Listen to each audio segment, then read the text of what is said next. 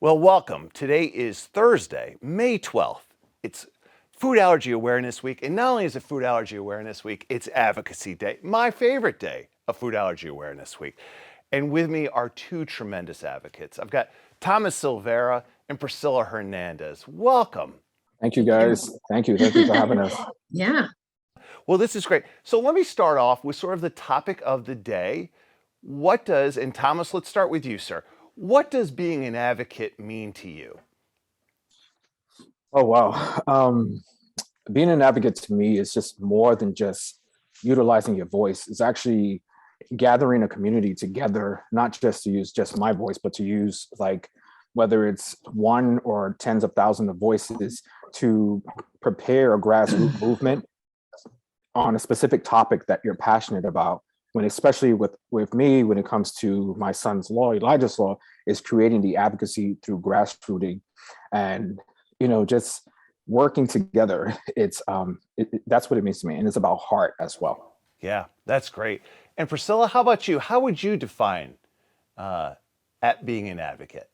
Well, I definitely would echo the words that Thomas just shared. But in addition to that, I would also say, and they're pretty similar, that I identify advocacy as a vehicle of change, moving the dial for an issue, and whether that be through your actions, as you mentioned, or just making change on a local level or through legislative process. It's just moving that dial for that particular issue in regards to food allergies, definitely. So that's how I would see advocacy.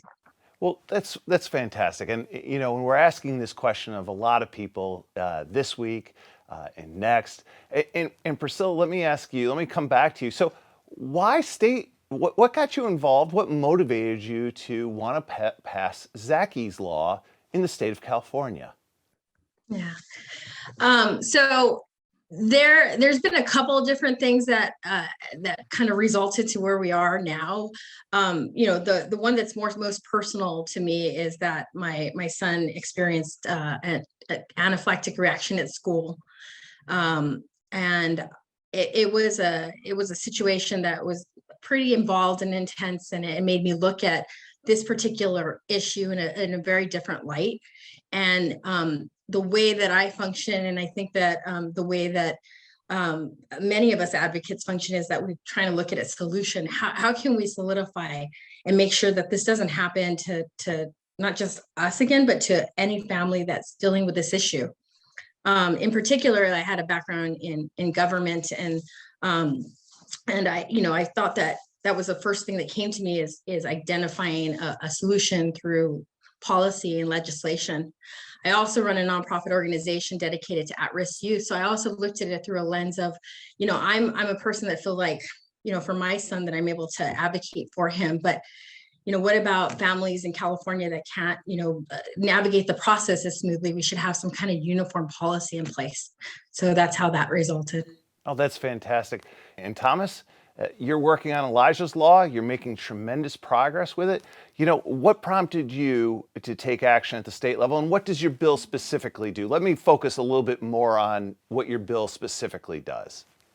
Yeah, so our bill focuses, we're generally focused on the childcare sector, not secondary. I think people sometimes put those two together, but we notice, with childcare, there's been a lot of gaps within these systems.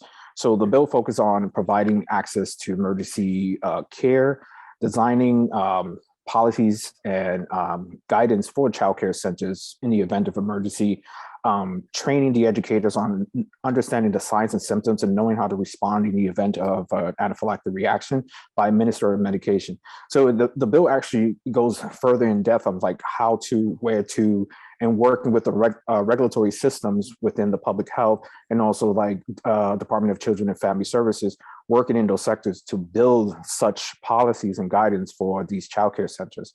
So it encompasses a lot, especially when it comes to the safety of young children.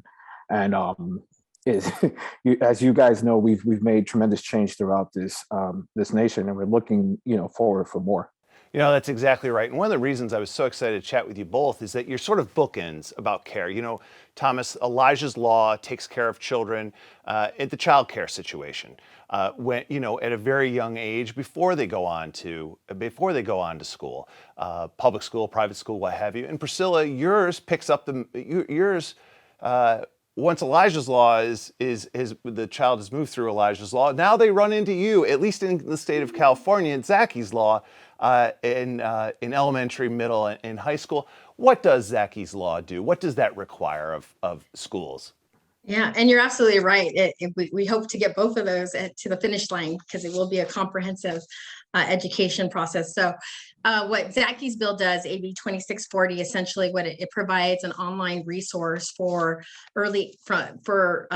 parents and pupils or caregivers or pupils with allergies, food allergies, and it provides them this resource that has just practical information on how to navigate the process and to get your child accommodated, whether it be how to get a 504 plan when it's appropriate, how to avoid anaphylaxis, what are the best practices, and just what resources are available for students. And it makes it available on an annual basis. So it not only provides that resource to the kids and their families with food allergies, but also just kind of creates awareness around the importance of this subject.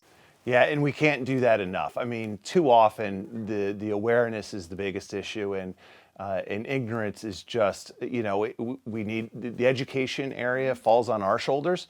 And so I'm so happy and delighted that you both are working on this. And Thomas, you've had an impressive string of wins here as of late. I know last month in April, the governor of Virginia signed Elijah's Law into law. It was a tremendous win. What other states? I think you've had a few states this year come on board with Elijah's Law. Well, yeah. So as it's always emotional to talk about it because, we shouldn't even be in this position. We should have looked at these type of gaps in policy making when it comes to legislations and put them in place. We were able to move an anaphylactic policy for secondary school, but nothing to really hone in on childcare.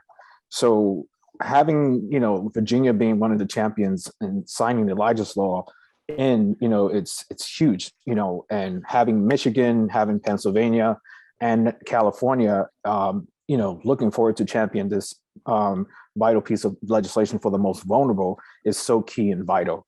And, AB 2042 in California, we've been working so tirelessly, meetings after meetings with committees, just to kind of give them an understanding how important is enacting the Elijah's Law for California.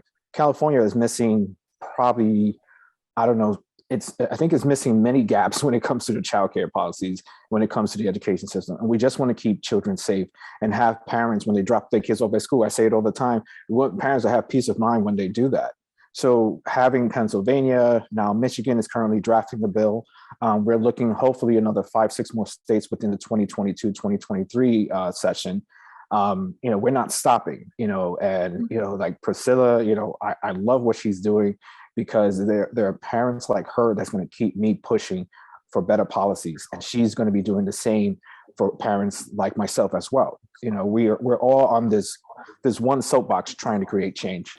Yeah, and it's so critically important, and we're pleased to join you both. FAIR has officially endorsed both bills, and we'll do that no matter what state you're in, and we'll do that going forward because the need is so great.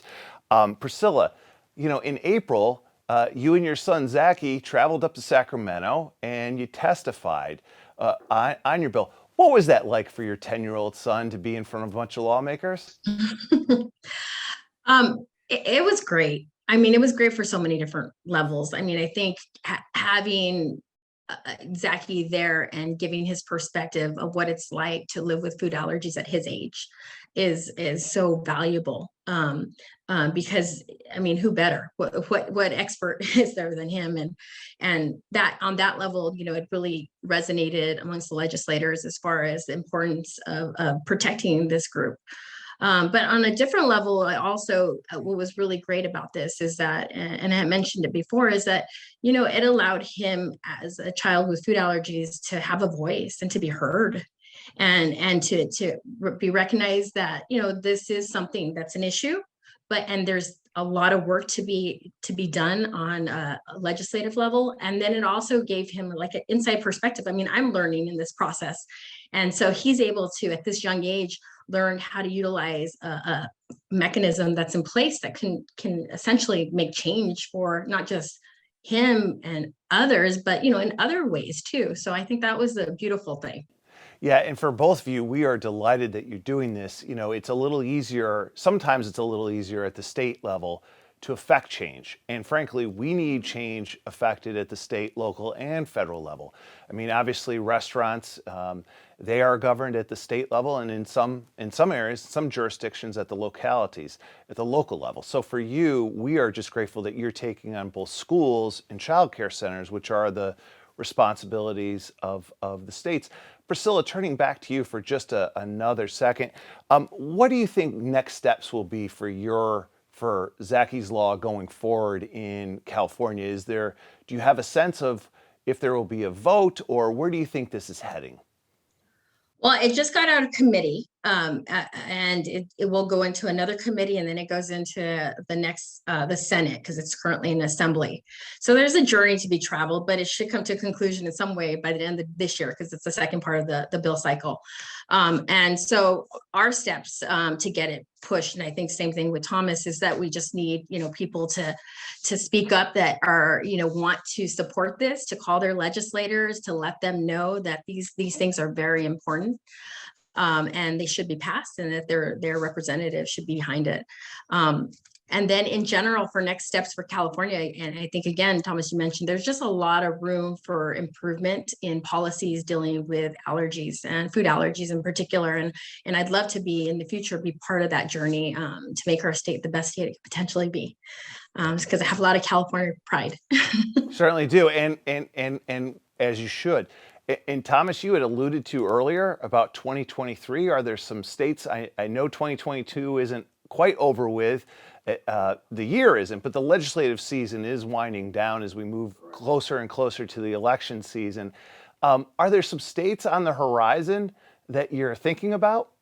Yeah, we have Boston, Rhode Island. We're looking at Texas. We're looking at Kansas, St. Louis. We're looking at Puerto Rico.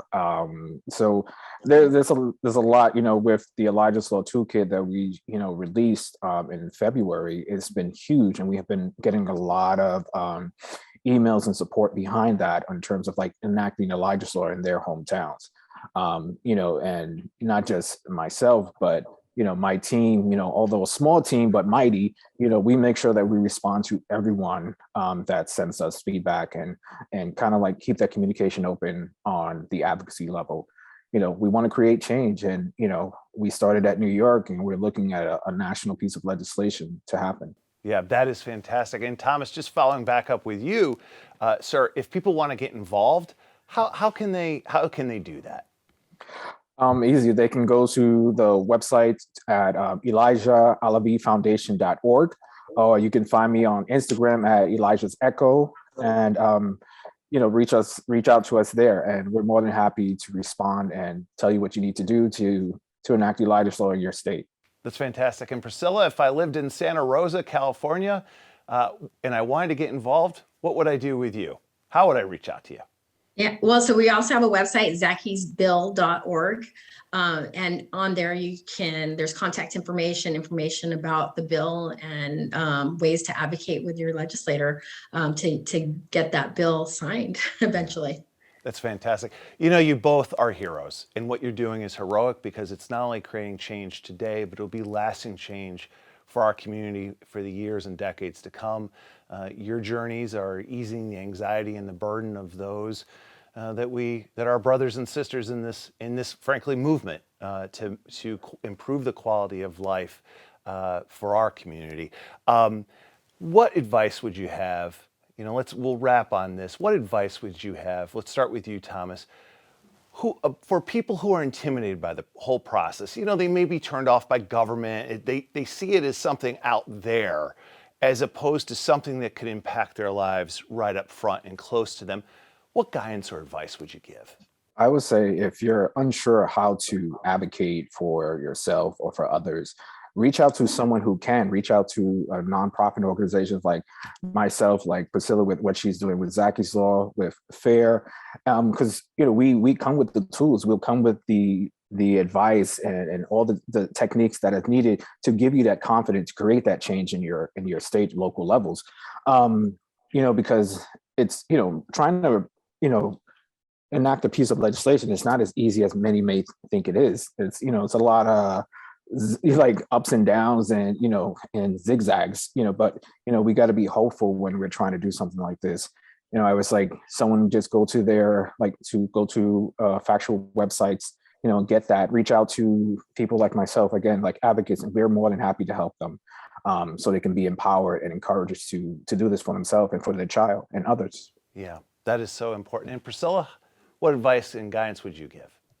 Yeah, and I think that's absolutely right. I mean, to reiterate, it can be intimidating. It is a process. And I definitely agree that even for doing Zacky's bill, it's largely been super helpful to have these organizations support. FAIR has been amazing, and AFA and all these other groups that step forward and say, what, we want to support your efforts, and if you don't have you feel like you don't have the tool set for certain things, that they might be able to come and offset it, and then it all largely depends. And I think we all have this, the passion and the desire and the heart to get something done. And with that, I think that it might be a long journey, but you'll get there. And so I wouldn't discourage anybody. Absolutely. And that's right. And you've got to be willing to hear no a few times, or I'll think about it. It's like I say it all the time, change is a challenge, but a challenge is definitely needed for change. And, we go through it and, we'll see it through. Well, Thomas Silvera, Priscilla Hernandez, thank you. You are true food allergy advocates, heroes and champions, and you're bringing the change every single day, and we are grateful for you. Thank you. Thank you. We appreciate everything you guys are doing for us. Absolutely.